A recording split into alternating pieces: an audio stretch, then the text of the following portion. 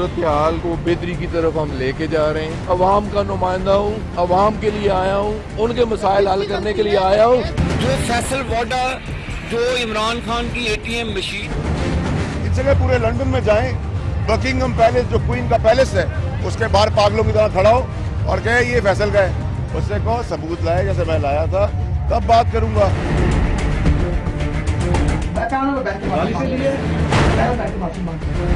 माफी मांग के मैंने गाली नहीं दी।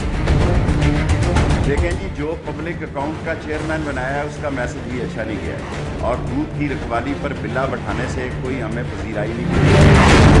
बहादुर जी के बाप का मैं मरते दम तक कत्ल करूंगा। बड़े बाप का बहुत छोटा बेटा है, पैसों की खातिर टैं टैं कर रहा है।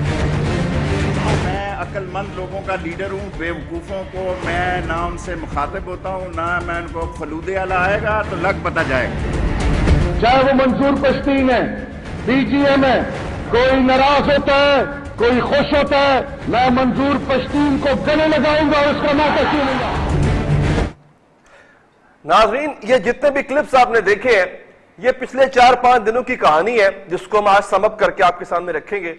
लेकिन जो अभी की कहानी है वो बड़ी अहम है। वो है जरदारी साहब के हवाले से। वो आए, जलसे से खिताब किया और बड़े गरजे बरसे।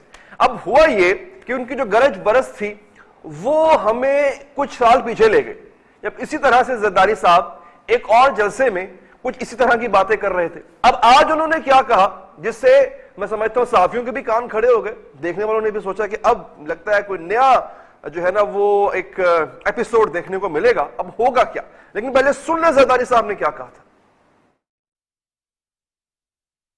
अगर कराची में आके ये 10 लाख घर देने वाले 5 लाख आदमियों का रोजगार खत्म कर जाते हैं, आप सोचो तो इनकी अकल कहाँ है। और इनसे कोई काम नहीं होता सिवाय अंडे के, मुर्गी अंडा। अब इनको अगर अकल नहीं, समझ नहीं, तो क्यों इनको ले आया। ये आलम है। तो जिसका, और अक्सर मैंने ये कहा है, जिसका टेन्योर, जिसकी नौकरी 3 साल की हो, उसको मेरी कौम के फैसले करने का क्या हक पहुंचता है। ये हक सिर्फ पार्लियामेंट को है, ये और किसी को हक नहीं है कि कभी कहां पहुंच जाते हैं, कभी कहां पहुंच जाते हैं कि ये नहीं सही है, वो नहीं सही है। भाई आपका वास्ता क्या है। 9 लाख केस फंसे हुए हैं पूरे जुडिशियल सिस्टम में, आप वो काम तो करें। आपकी लाइफ नहीं है, आपका फ्यूचर कुछ नहीं है। आप कैसे अपने फ्यूचर में इन चीजों को डालेंगे। अगर मैं अच्छी हुकूमत चला सकता हूं, इसका मतलब यह नहीं है कि मैं क्रिकेट भी अच्छी खेल सकता हूं। क्रिकेट नहीं आती, मगर सियासत आती है। सियासत मैं कर सकता हूं। हाँ जी जनाब, कुछ याद आया आपको? अगर आपकी याददाश्त में कहीं ना कहीं कुछ धुंधलाहट है, उसको क्लियर करते हैं। इसका जो अहम हिस्सा है, आप मुर्गी अंडे को छोड़ दें, आप उसके बाद की सूरत हाल को छोड़ दें। जो दरमियान में जरदारी साहब बड़ी अहम बात कह गए कि जनाब जिसकी नौकरी 3 साल की होती है वो कौम के फैसले कैसे कर सकता है, ये काम तो पार्लियामेंट के करने का है। और फिर उन्होंने अगली बात की, अब यहां पे दोनों विकेट्स को, या बल्कि समझता हूं कि यहां पे वो कह रहे हैं कि जो है वो रन आउट भी हो जाए और जो है वो साथ में उसका जो है वो कैच भी पकड़ा जाए। तो ये भी चाह रहे हैं जरदारी साहब कि उन्होंने एक इदारे को तो चोट लगाई है, लेकिन साथ में एक और इदारे पर भी बात कर गए। उन्होंने कहा कि कभी यहां पहुंच जाते, कभी वहां पहुंच जाते। अब कौन है जो आजकल कभी वहां पहुंच जाता है, कभी वहां पे दौरा, कभी वहां पे छापा। कभी वो कराची की ऐसी जेल में जाते हैं कि जहां पे 3-3, 4-4 बोतलें शहद की मिल जाती हैं। ऐसा लगता है कि मौसूब सिर्फ शहद पे गुजारा कर रहे थे और तो कुछ खाते पीते नहीं थे। खैर, ये किसकी तरफ इशारा है? ऑब्वियस सी बात है कि जुडिशरी की तरफ इशारा था। और इससे पहले जरदारी साहब जब ये कह रहे हैं कि आपका टेन्योर तो सिर्फ 3 साल का होता है, तो हुजूर किसका टेन्योर 3 साल का होता है? ऑब्वियसली आर्मी चीफ का टेन्योर 3 साल का हुआ करता है। जजेस तो सिर्फ और सिर्फ अपनी रिटायरमेंट के करीब जितना भी टाइम उनका रह चुका होता है वो उतना गुजारते हैं सुप्रीम कोर्ट में या फिर चीफ जस्टिस के ओहदे पे, फिर वो घर चले जाते हैं। ये जो मैसेज दिया है जरदारी साहब ने, इसकी रेजोनेंस बड़ी दूर तक जाएगी, बड़ी देर तक रहेगी। इससे पहले भी, चंद साल पहले भी जरदारी साहब कुछ इस तरह की बात करके फिर दुबई चले गए थे। क्या कहा था उन्होंने, एक दफा सुन लें। चले जाना है, हमेशा के लिए हम में रहना है, तो हमें मत तंग करो। अगर हमें तंग करने की कोशिश की तो हम आपकी भी इनसे। लेकिन अभी आपने गुफ्तगू सुनी, अब तब तो जरदारी साहब को लगता था कि उनको तंग किया जा रहा है। تنگ کس طرح کیا جا رہا تھا. ڈاکٹر عاصم گرفتار ہو چکے تھے, اربوں روپے کی کرپشن کا ان پہ الزام تھا, ساتھ ساتھ دہشت گردوں کی سہولت کاری کا ان پہ الزام تھا, اور بھی ان کے ساتھی زرداری صاحب کے ان کے گھروں پہ چھاپے مارے جا رہے تھے. نثار مرائی کے کو پکڑ لیا گیا تھا.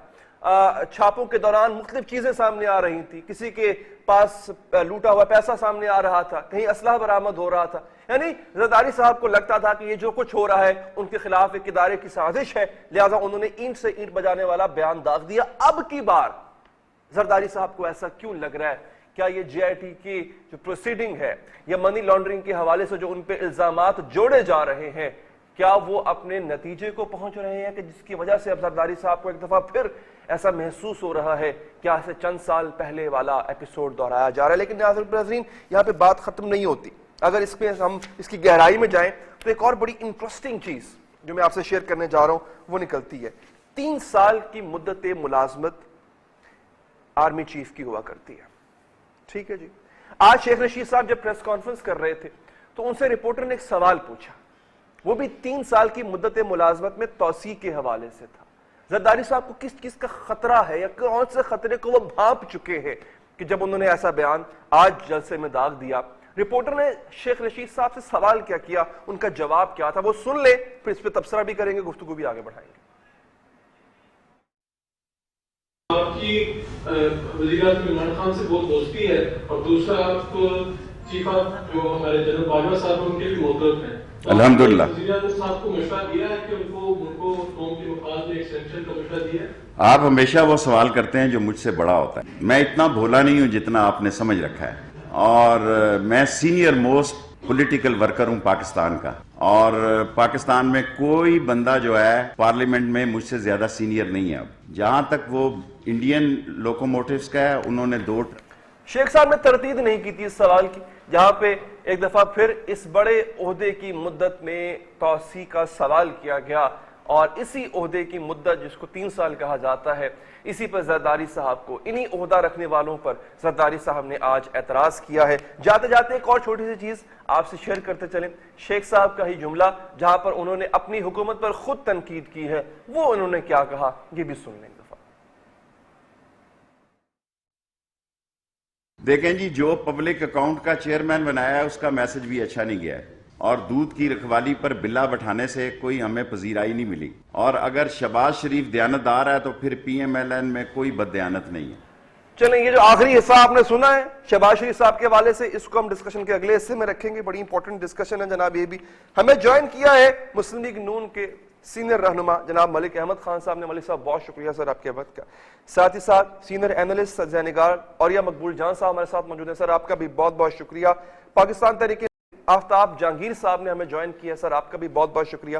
بلکہ اوریا صاحب بھی کراچی میں ہی موجود ہیں, تو کراچی پہ جب بات ہوگی تو میں ان سے ان کا مشاہدہ بھی اس سے بھی استفادہ حاصل کریں گے. جنرل ریٹائرڈ اعجاز امان صاحب ہمیں تھوڑی دیر میں ٹیلی فون لائن پر جوائن کر چکے ہوئے ہیں. چلیں thank you very much general صاحب. بلکہ آغاز آپ ہی سے کرتے ہیں سر. 3 سال کی مدت تو آپ کے سپہ سالار کی ہوا کرتی ہے, سپہ سالار تو ہمارے بھی ہیں.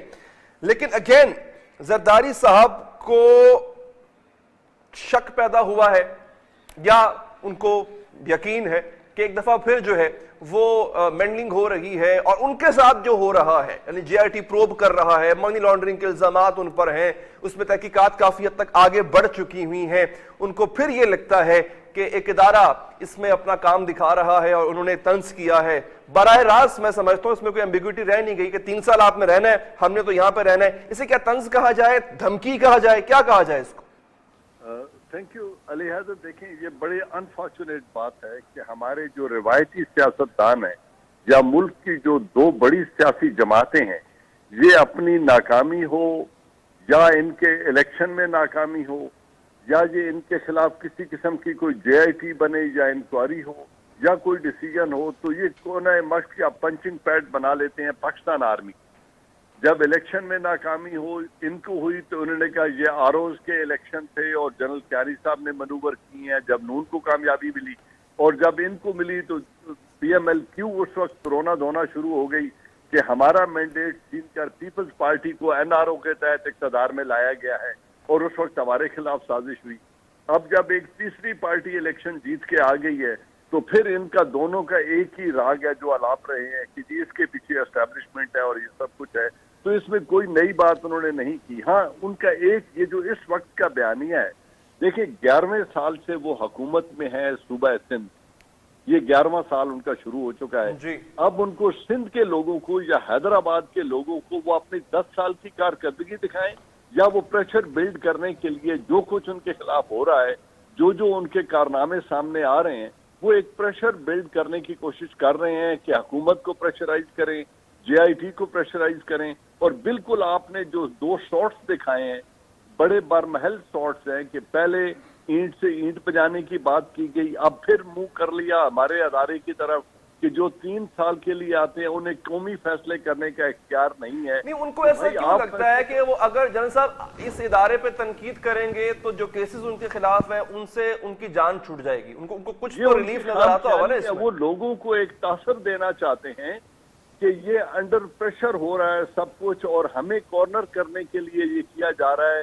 جیسے وہ دودھ سے دھلے ہوئے ہیں, دو نہائے ہوئے ہیں اور ان کے اوپر کسی قسم کا کوئی الزام نہیں. ان کا شاید ماضی بالکل صاف ہے, کسی قسم کی کرپشن میں یا مالی بددیانتی میں وہ انوالو نہیں ہیں, اور ان کے خلاف ادارے بیٹھ کر یہ سازش کر رہے ہیں. تو یہ بڑا انفارچونیٹ ہے کہ اتنے سینئر پولیٹیشین ایک ادارے کو ٹارگٹ کریں, اپنے آپ کو JIT کے سامنے اور عدلیہ کے سامنے بے گناہ ثابت کریں, تو وہ اس سے زیادہ اچھا ہوگا. ٹھیک ہے, جو میں سمجھ پایا آپ کی گفتگو سے سر, آپ یہ کہہ رہے ہیں کہ زرداری صاحب وکٹم ہوڈ اسٹیبلش کرنا چاہ رہے ہیں اپنا. ٹھیک ہے سر. ملک احمد صاحب, سر جو کچھ زرداری صاحب نے کہا اس کے کانٹینٹ سے آپ ایگری کرتے ہیں سر؟ شکریہ علی. دیکھیں اس کو 2 حصوں میں تقسیم کر لیں.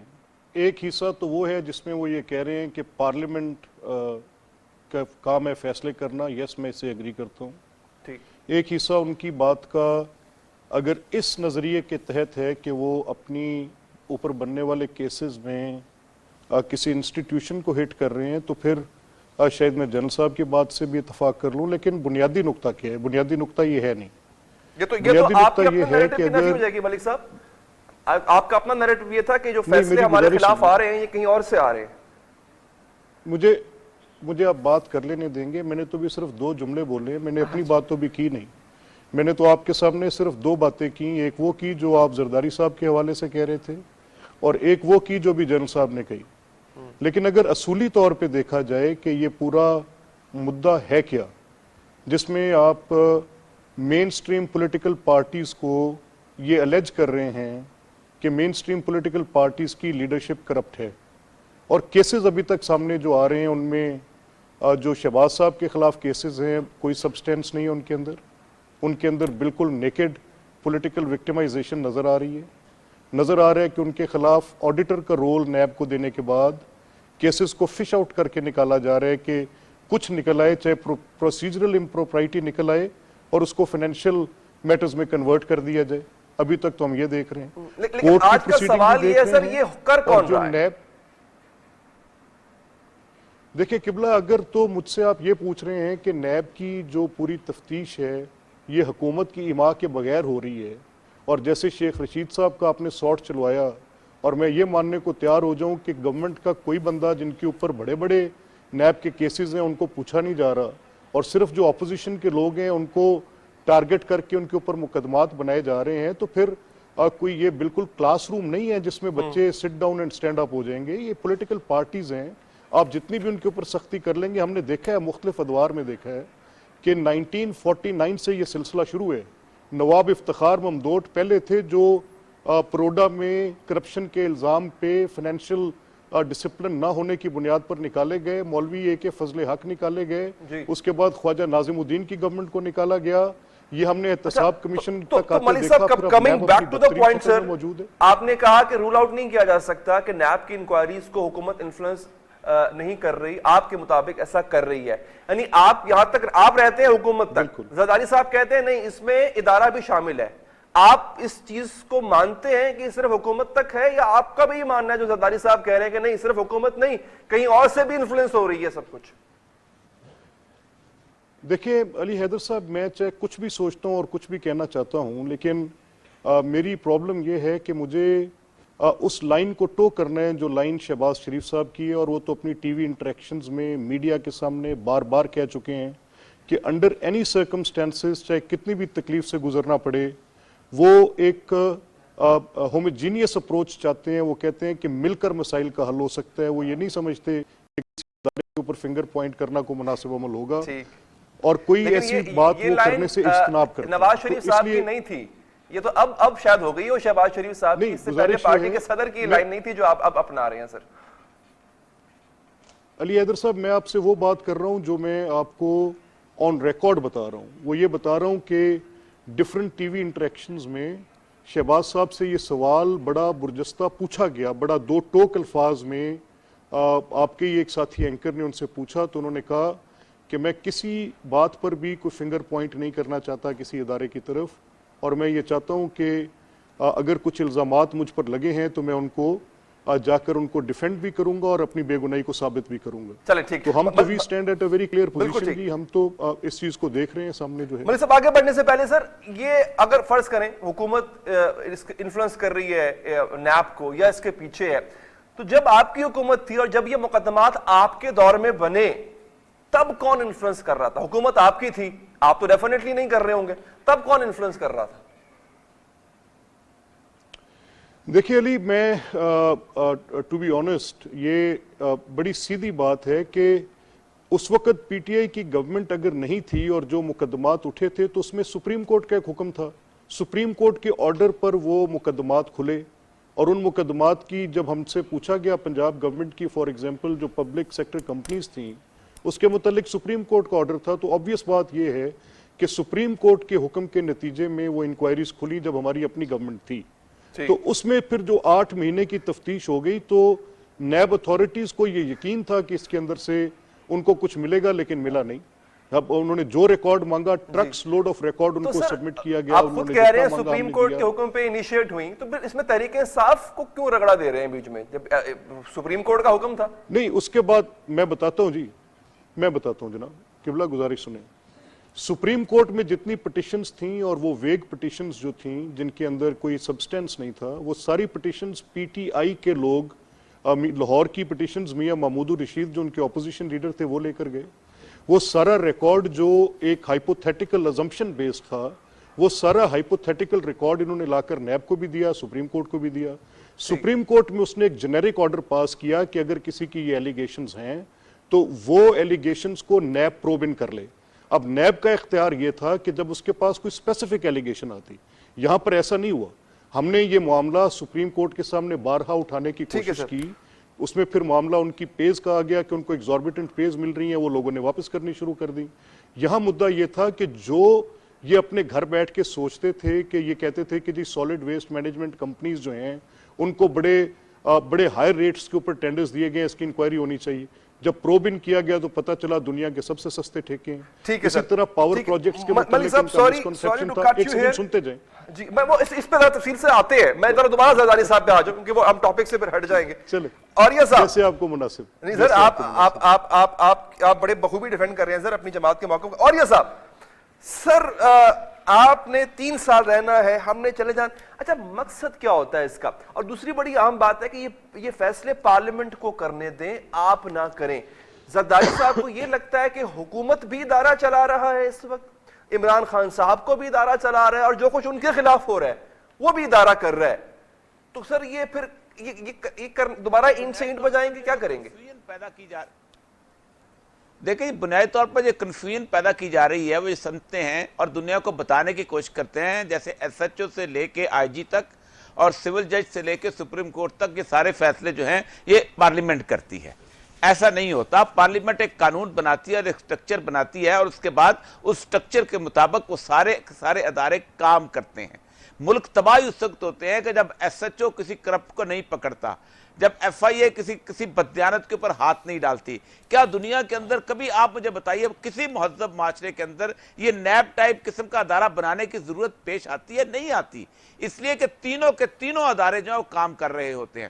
کبھی ایسا نہیں ہوا کہ بیوروکریٹ جو ہے وہ ایک ڈپٹی کمشنر کے نیچے پٹواری جو ہے اور رشوت لے اور ڈپٹی کمشنر اس کا کلا کمر نہ کر دے اور اس کے اوپر ویجیلنٹ ہو. کئی دنیا کے اندر اسی طرح کسی بھی سیاستدان میں سیاسی پارٹی میں اگر کوئی ایک شخص 1 روپے کی بھی کرپشن ہو جائے وہ پارٹی اس کو خود نکال کے باہر کرتی ہے.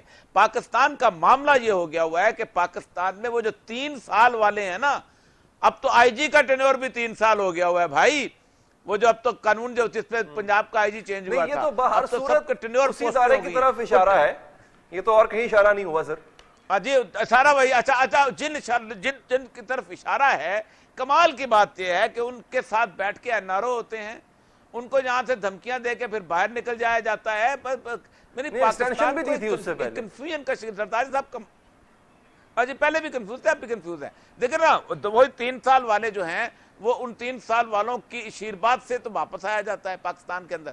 میں پولیٹیکل بحث نہیں کر رہا تھا اس وقت، میں صرف یہ بتانا چاہتا ہوں کہ پبلک کو کتنا کنفیوز کیا جاتا ہے۔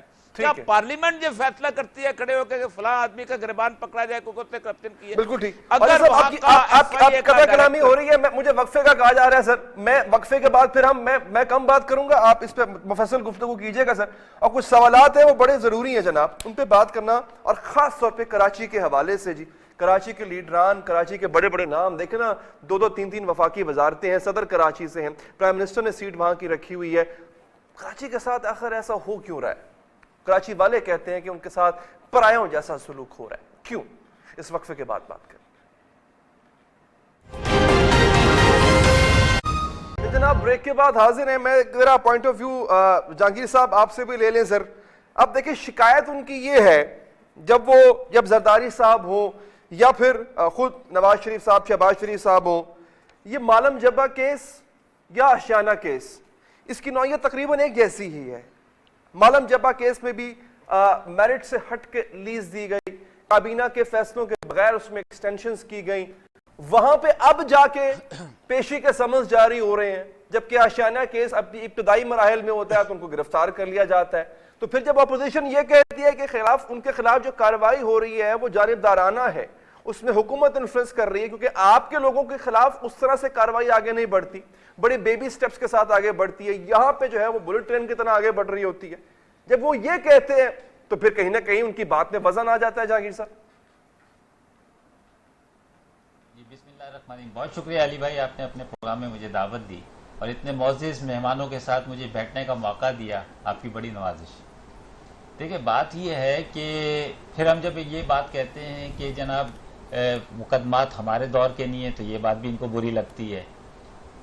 میرا کہنا یہ ہے کہ جب بھی مقدمات جو بھی بنے ہیں ان کو چلنا چاہیے، انہیں انجام تک پہنچنا چاہیے، چاہے وہ اگر شہباز شریف صاحب بے گناہ ہیں تو بالکل ثابت ہو جائیں گے، سعد رفیق صاحب بے گناہ ہیں تو ثابت ہو جائیں گے۔ اداروں کو کام کرنے دیا جائے، اسی طرح جب یہ کام کریں گے تو جتنے ہمارے لوگوں کے اوپر بھی مقدمات ہیں وہ بھی آگے چلیں گے، لیکن اگر آپ ان کے لیے ہڈلز بنیں گے تو پھر وہ مقدمات آگے جب چلیں گے نہیں تو وہ جو پینڈنگ مقدمات ہیں وہ بھی نہیں آگے چل سکیں گے۔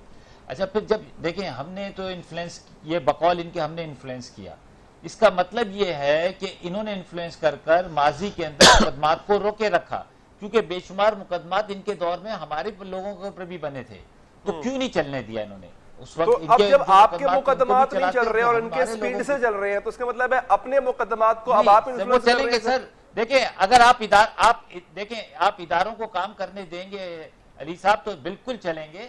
اچھا جیسے آج زرداری صاحب نے تقریر کی تو وہ اس تقریر کی ضرورت نہیں تھی، یہ پہلے بھی کر چکے تھے اور پہلے کر کے یہ ملک سے چلے گئے، اب پھر دوبارہ انہوں نے کر دی۔ یہ خود اب اداروں کو متنازع بناتے ہیں اور ان کو ٹارگٹ کرتے ہیں تاکہ لوگ سمجھیں کہ واقعی ان کے ساتھ ظلم ہو رہا ہے، لیکن اب لوگ سمجھنے لگے ہیں، لوگوں کو پتا ہے کہ جو کچھ مقدمات میں ہے اس میں کچھ نہ کچھ سچائی ہوگی۔ بلکہ پہلی تقریر کے بعد وہ اکثر رونا رویا کرتے تھے کہ مجھے تو نواز شریف نے چڑھا چڑھو کے تقریر کروا دی تھی، اب بعد میں پیچھے ہٹ گیا تھا، یہ ان کا گلہ تھا باقاعدہ۔ جی ہاں، اب وہ جب لوگوں کو دیکھتے ہیں تو ان کو پاس سمجھ نہیں آتی کہ میں کیا کہوں، تو وہ ان کے لیے ایک آسان ٹارگٹ ہو گیا کہ اداروں کے اوپر آپ وہ کرتے ٹارگٹ کریں ان کو اور ان کو نشانہ بنائیں۔ دیکھیں اگر چیف جسٹس صاحب کو انہوں نے الزام لگایا کہ جی وہ ادھر سے ادھر جا رہے ہیں، ادھر سے ادھر جا رہے ہیں، اگر وہ جا رہے ہیں اس سے بہتری آ رہی ہے، قوم اس سے خوش ہے اور ادارے مضبوط ہو رہے ہیں تو بہت اچھی باتیں ہونا چاہیے، اور فوج اپنا کام اگر کر رہی ہے اور اس کو کرنے دیا جائے تو وہ بالکل صحیح بات ہے، اسی طرح ہر ادارے کو کرنے دینا چاہیے۔ لیکن ہم خود سیاسی، اچھا ابھی انہوں نے کہا یہ پارلیمنٹ کا اختیار ہے، پارلیمنٹ آج 4 مہینے ہو گئے، پارلیمنٹ کے اندر انہوں نے پوچھیں کہ کیا کام کیا، سوائے یہ آئے ابھی یہ آتے ہیں، آنے کے بعد شور مچایا ہے، اپنا مقدمہ عدالت میں لڑنے کے بجائے وہ یہ اسمبلی میں لڑتے ہیں۔ شہباز شریف صاحب اپنا مقدمہ عدالت میں لڑنے کے بجائے اسمبلی میں آ کے اپنا مقدمہ لڑتے ہیں، اور اس کے بعد وہ शोर शराबा मचा के बाइकाट करके और वो चले जाते हैं। तो जब आप इदारों को भी काम नहीं करने दे रहे, आप पार्लियामेंट को भी काम नहीं करने दे रहे, तो फिर ये मुल्क आगे कैसे निकलेगा? ये 22-23 करोड़ लोगों का ये बात सर आपकी दुरुस्त आगे भी तो ये बात आपकी दुरुस्त सर, लेकिन मैं वो सवाल अभी आपने अमेरिका के अंदर एक देखा कि ट्रम्प का एक वकील जिसने सिर्फ झूठ बोला था, उसकी बुनियाद पर उसको 3 साल की सजा हो गई झूठ बोलने पर। यहाँ तो पूरा मुल्क खाली है। मैं यहाँ पे ये देखता हूँ, कहते हैं कि हमें कुछ ना जहांगीर साहब, मैं यहाँ पे अगेन देखिए, यहाँ पे एक डिफरेंस तो नजर आ रहा है ना, और ये साहब इस पे आप भी कमेंट कीजिएगा। एहतसाब कमिश्नर केपीके की छुट्टी इसीलिए हुई थी कि इसी मालम जब्बा केस को टेकअप किया था, जबकि वजीर आजम फैक्ट फाइंडिंग कमेटी ने भी कहा था कि हाँ ये मेरिट से हटके जो है वो दिया गया। आशियाना और ये तकरीबन सेम केस है। जब दोनों में इतना तजाद पाया जाएगा तो फिर ऑपोजिशन अगर चीख रही है तो उनकी सुननी तो पड़ेगी ना भाई। और ये साहब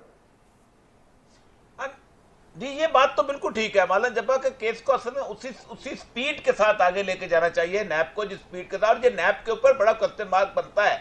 असल मसला यही है कि नैब का मामला यह है कि नैब अपने आप को एक खास तरफ प्री ऑक्युपाइड कर लिया है और दूसरी तरफ वो शायद आगे नहीं चल पा रहे। दूसरा एक और मैं एक बात बताऊं, नैब के अंदर काम करते हुए अगर आप देखें ना, अगर कोई सिटिंग गवर्नमेंट के बारे में आपने पेपर्स ढूंढने हैं तो उस वक्त ब्यूरोक्रेसी में से आपको बड़ी मुश्किल है पेपर्स निकालना। ये देखिए इतना आसान काम नहीं जितना हमने नैब को समझ लिया है ना कि आसान काम है, क्योंकि ये सारे के सारे जो करप्शन के केसेस हैं पॉलिटिशियन अकेले कर ही नहीं सकता। ये पूरी की पूरी क्रॉनरी होती है, उसके साथ उसके लोग मिले होते हैं। जब वो लोग हुकूमत में नहीं होते तो तब नैब को एक्सेस मिलती है, तब जाके वो फाइलों तक पहुंच पाते हैं, तब जाके वो चीजें लेके आते हैं। अब मालाम जब्बा के बारे में कितना भी बड़ा आप बंदा वहां फन्ने खान बिठा दें या नून लीग के जमाने में कोई फन्ने खान बिठा दें, आप उसको सेक्रेटरी CNW के दफ्तर में से कागजात निकलवा के दिखा दें, इम्पॉसिबल। और जब आपके पास कागजात नहीं है, जब आपकी एक्सेस नहीं है रिकॉर्ड तक, तो आप कितने भी स्कॉटलैंड यार्ड हो जाए, क्या कुछ कर लें, आप बहुत मुश्किल होता है कि आप केस को किसी तरह लेके जाए आगे, आपकी बदनामी आपके खाते में आ जाती है।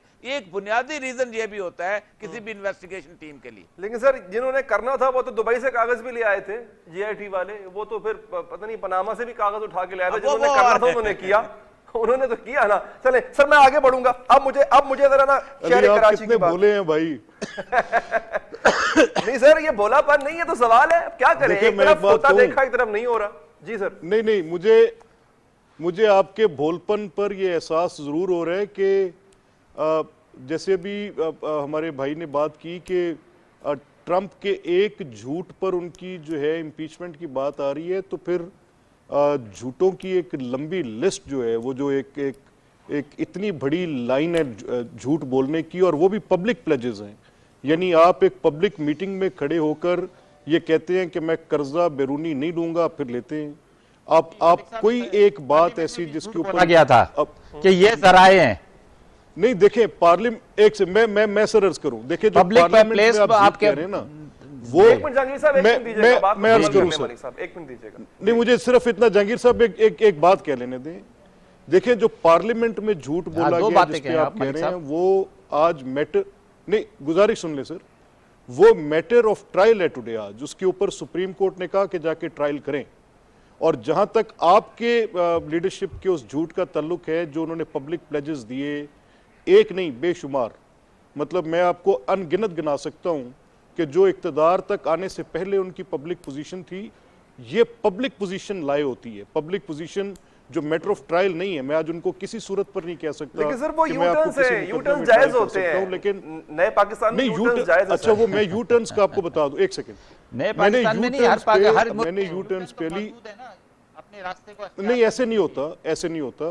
मैं आपको अर्ज करूं कि यू टर्न के मुतल्लिक अगर किसी भी डिक्शनरी को आप उठा के देख लें तो उस डिक्शनरी में ये वाज़े तौर पे लिखा हुआ है from a public position taken earlier getting back from that position. आप कोई डिक्शनरी उठा के देखें, ठीक है, ये कोई नई टर्म नहीं है जो इन्होंने इस्तेलाह की होगी अपने लिए। ये बुनियादी तौर पे अवाम के साथ बोले गए उस झूठ के मुतल्लिक है कि आप जब बोल के उसके बाद अपनी वो पब्लिक पोजीशन छोड़ते हैं। तो अगर इम्पीचमेंट किसी की यूनाइटेड स्टेट्स में हो सकती तो इमरान खान के इस करैक्टर की इम्पीचमेंट जरूर होती। मुझे सर वक्फा लेना है, लेकिन इमरान खान साहब का एक यू टर्न तो आजकल आपको बहुत अच्छा लग रहा होगा सर, वो है पब्लिक अकाउंट्स कमेटी के चेयरमैनशिप। उस यू टर्न कह लें उसको या झूठ कह लें, वो तो आज सर आपको आप माने कि आपको अच्छा लग रहा होगा। एक वक्फा लेते हैं जी, वक्फे के बाद کراچی کا ذکر کرتے ہیں. کدھر ہیں وہ کشتیوں میں سفر کرنے والے عارف الوی صاحب اور کچرے کے ڈھیر پہ انٹرویوز دینے والے فیصل واڈا صاحب, جب کراچی میں ابھی بھی وہی مسائل بلکہ پہلے سے زیادہ ہو چکے ہوئے ہیں. اس بریک کے بعد ناظرین, وہ مناظر کیمرے کی آنکھ نے قید کیے جب کراچی میں پاکستان تحریک انصاف کے حکمران جو آج وزارتوں پہ براجمان ہیں, وہ کراچی کے گلی محلوں میں گھوما کرتے تھے. کبھی کچرے کے ڈھیر پہ, کبھی ہمارے صدر صاحب رکشہ چلاتے نظر آ رہے ہوتے تھے, کبھی کشتی رانی کر رہے ہوتے تھے جو جب کراچی میں پانی بھر جایا کرتا تھا. آج کل یہ اقتدار کی غلام گردشوں میں گھوم رہے ہیں جہاں پر غریب کی سسکیاں غریب کی آہیں, غریب کے نالے نہیں پہنچتے ہیں. پہنچتی ہے تو ایک آواز غریب تک, کہیں کسی تقریب سے ایک آواز آتی ہے, گھبرانا نہیں ہے. ناظرین, ہو یہ رہا ہے ہمارے ملک میں کہ جب عوام اس بات پہ یقین کر لیتی ہے کہ ٹھیک ہے اب ہم گھبرائیں گے نہیں, تو کہیں نہ کہیں سے ڈرون کے ذریعے ان پہ ڈالر بم گرا دیا جاتا ہے. راتوں رات پتہ نہیں چلتا کہ آخر ان کے ساتھ ہوا کیا, لوگوں کی جمع پونجی لوٹ جاتی ہے. لیکن پھر غیب سے آواز آتی ہے کہ گھبرانا نہیں ہے. عوام اپنے آپ کو حوصلہ دیتے ہیں کہ ٹھیک ہے ہم گھبرائیں گے نہیں, تو پھر جو بجلی ہے وہ عوام پہ بجلیاں گرانے لگ جاتی ہے. پھر آواز آتی ہے کہ جناب آپ نے گھبرانا نہیں ہے. ابھی عوام نے اپنے آپ کو سیدھا کیا ہی ہوتا ہے تو پھر ایک اور بم گرتا ہے, وہ ہوتا ہے کہ IMF سے چونکہ ہم نے قرض لینا ہے, اب گیس بھی مہنگی ہو جائے گی. عوام کو کہا جاتا ہے گھبرانا نہیں. گیس مہنگی ہو گئی, عوام نے کہا کہ کوئی بات نہیں, یہ کڑوا گھونٹ بھی ہم پی لیں گے کیونکہ لیڈر نے کہا ہے گھبرانا نہیں. لیکن پھر ہوتا یہ ہے کہ گیس تو اب آپ کو ملے گی ہی نہیں. تو اب عوام یہ پوچھ رہی ہے کہ اب ہم کس کے پاس جائیں. اب آواز ابھی تک تو نہیں آئی کہ گھبرانا نہیں, ابھی تک صرف یہ آواز آئی ہے کہ جو اس کا ذمہ دار ہوگا اس کو کیفر کردار تک پہنچایا جائے گا. لیکن مسئلہ یہاں پہ یہ ہے, جہانگیر صاحب آپ کراچی میں بیٹھے ہوئے ہیں سر, اس کا ذمہ دار ہے کون؟ صوبائی حکومت کو تو میں سراسر اس کا ذمہ دار ٹھہرا نہیں سکتا. یہ SNGPL یہ آپ کے آتی ہے, وفاق کے انڈر آتی ہے, تو سر یہ سراسر مس مینجمنٹ نہیں ہے؟ نون لیگ نے اپنے آخری ٹائم تک اس کو مینج رکھا, اور آپ کے دور, آپ کا حکومت کا دور آتے ہی سر اتنا بڑا جو ہے وہ مس ہیپ کہہ لیں, مس مینج ہو گئی. اچھا دیکھیں علی صاحب, یہ جو ایشو اٹھا تو پرائم منسٹر صاحب نے اس کو بڑا سیریس نوٹس لیا, گیس کا جو آپ ابھی ذکر کر رہے ہیں. تو اس میں کل سے اور آج تک پرائم منسٹر صاحب نے وزیر پیٹرولیم چودھری سرور صاحب کو اور مجھے کراچی بھیجا, اور ہم نے آ کر 2 دن بڑی میراتھن کر کے ایک ایک ادارے سے بات کی اور ایک ایک اسٹیک ہولڈر سے بات کی, اور اس کے بعد الحمدللہ آج رات 8 بجے سے گیس جو ہے CNG گیس جو ہے وہ اوپن ہو گئی. اچھا دیکھیں, اگر جینون پرابلمز تھا جس کے اندر سارے اسٹیک ہولڈرز نے ایگری کیا, انڈسٹریلسٹ نے بھی ایگری کیا, CNG اسٹیشنز والوں نے بھی کیا, سب نے کیا, اور اس کے بعد آج جب ہم نے پریس کانفرنس کی تو CNG والوں نے کھڑے ہو کر تالیاں بجائیں. اس کا مطلب یہ ہے کہ لوگوں کو پتا تھا کہ ایک جینون ایشو ہے, گیس شارٹ ہو گئی ہے, گیس کنووں میں سے گیس جتنی ہمیں ملنی چاہیے تھی اتنی نہیں مل رہی, لیکن جیسے امپروو ہوئی اور آج گیس کھول دی گئی. اچھا اس میں ابھی بھی پریشر کم آئے گا, جہاں کہیں پہ بھی گیس کی لوڈ شیڈنگ ہوگی یا پریشر کم ہوگا تھوڑا بہت. اچھا دیکھیں, بات یہ ہے کہ یہ ادارے ہمارے پاس ہیں, بالکل ہے, اسی لیے ہم نے اس کو بڑا سیریسلی لیا, اور لینے کے بعد لیکن اس کے علاوہ کراچی کے اندر ابھی آپ نے جو بات کی کہ جی ہم نے کشتیاں بھی چلائیں, ہم نے کچروں پہ بھی بیٹھے, تو کراچی میں حکومت تو پیپلز پارٹی کی جو پچھلے کئی دہائیوں سے حکومت کر رہی ہے, سٹی حکومت کسی اور کی. تو یہ مسائل جو ہیں اب ہمارے پاس تو جو وفاقی ادارے اس کی حد تک ہے, باقی مسائل جو ہیں 18ویں ترمیم کے بعد جو صوبوں کو ملی طاقت اس کے مطابق ان کے پاس ہے. اور وہ ہمارے ساتھ کل وزیر بلدیات نے گیس کے اوپر تو ایجیٹیشن کیا, بڑا اچھا لگا کہ انہوں نے پرائم منسٹر کے خلاف اپنی زبان استعمال کی ہے, لیکن انہوں نے کبھی کچرے کے اوپر نہیں کیا, کبھی پانی کی شارٹیج کے اوپر نہیں کیا, کبھی اور کسی معاملے کے اوپر نہیں کیا, لا اینڈ آرڈر کی سچویشن پر انہوں نے کبھی احتجاج نہیں کیا. تو وہ کون کرے گا؟ لیکن دیکھیں بات یہ ہے کہ یہ ہم پاکستانی ہیں, ہمیں اس چیز سے اب نکلنا ہوگا, ہمیں قوم کو صحیح حالات بتانے ہوں گے. جب ہم بیٹھے سارے ادارے بیٹھے, لیکن سر بات یہ ہے ہماری ذمہ داری ہے نا, ہماری ذمہ داری ہے. جب ہم دیکھیں علی بھائی, ہماری ذمہ داری تھی, ہم نے سارے اسٹیک ہولڈرز کو بٹھایا, کراچی میں ہو رہا ہے جب سچویشن رکھی تو انہوں نے ایکسپٹ کیا. یہی کچھ اور یہ قوم جو ہے اگر اس کو سچ بولا جائے گا, سچ بتایا جائے گا, تو یہ یقیناً آپ میری بات کو رائٹ سے پوائنٹ آ گیا, آپ کا پوائنٹ آ گیا. ملک صاحب کھڑی ہوگی, لیکن اگر آپ اس کو جھوٹ کی بنیاد پر لاہور کو بہت خوبصورت بنایا, وہ خوبصورت بنا آپ کے دور میں، لیکن اب لاہور بھی کچرے کا ڈھیر بن رہا ہے. لاہور ویسٹ مینجمنٹ کمپنی وہ بھی اپنی ساکھ کھوتی جا رہی ہے. اب الزام یہ لگتا ہے کہ گو کے صوبے میں حکومت اس وقت پاکستان تحریک انصاف کی ہے، بس اب بلدیات میں آپ کی ہے. ہاں یہ بھی پھر الزام لگتا ہے کہ بلدیات کے منسٹر کون ہے صوبائی، وہ بھی علیم خان ہے. تو سر جو لاہور کے ساتھ اب ایک نیا زیادتی کا سلسلہ شروع ہو گیا ہے، اس کا ذمہ دار ملک صاحب کون ہے؟ علی صاحب آپ کا بہت شکریہ. آپ نے ایک بڑی پرٹیننٹ بات جو کہ لاہور کا، کراچی کا، ہر گاؤں کا، ہر شہر کا ایک بنیادی مسئلہ ہے، آپ نے بڑی پرٹیننٹ بات اٹھا دی. دیکھیں ہم نے اپنے تجربے سے یہ سیکھا تھا کہ جو ہمارے میونسپل کارپوریشنز کے انفراسٹرکچر ہیں، جو ان کی کیپیسٹی ہے، جو ان کی ایکسپرٹیز ہیں، وہ 1935 سے لگ بھگ انہی میونسپل لاز کے تحت گورن ہو رہے ہیں. تو نہ لا اس چیز کو پراپرلی ریگولیٹ کر پا رہے اور نہ وہ کیپیسٹی جو خاک روب اور سینیٹری ورکر سے آگے جا نہیں رہی تھی، اور سالڈ ویسٹ کی ریکوائرمنٹ لفٹنگ کی ٹوٹلی چینج ہو چکی تھی.